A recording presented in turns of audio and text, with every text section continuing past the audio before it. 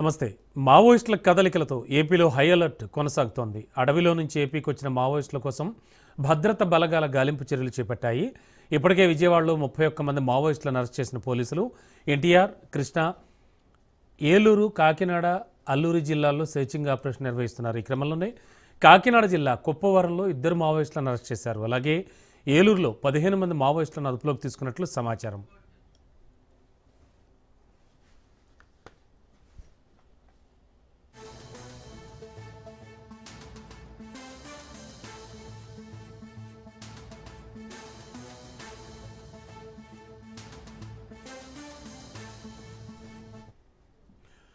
అల్లూరు జిల్లాలో జరిగిన ఎన్కౌంటర్పై AP intelligence chief Mahesh చంద్ర కీలక ప్రకటన చేశారు. ఛత్తీస్గఢ్లోని పరిణామాలతో మావోయిస్టులు ఏపీకి రావాలని చూస్తున్నారని మహేష్ చంద్ర తెలిపారు. మావోయిస్ట్ కార్యకలాపాలపై నిఘా ఉంచామని పేర్కొన్నారు. మావోయిస్టుల కదలికలపై ఇంటెలిజెన్స్ నుంచి 2 రోజుల క్రితం పక్కా సమాచారం వచ్చిందని చెప్పారు. మావోయిస్టులు ఏపీ నుంచి కార్యకలాపాలను తిరిగి ప్రారంభించాలని చూశారని వెల్లడించారు. ఈ క్రమంలోనే మంగళవారం ఉదయం 6:30 నుంచి 7 గంటల మధ్య భద్రత బలగాలు మావోయిస్టుల మధ్య ఎదురుకాల్పులు జరిగాయని తెలిపారు. ఈ ఎన్కౌంటర్లో అగ్రనేత హిడ్మా, ఆయన సతీమణి సహా 6 మావోయిస్టులు మరణించారని పేర్కొన్నారు.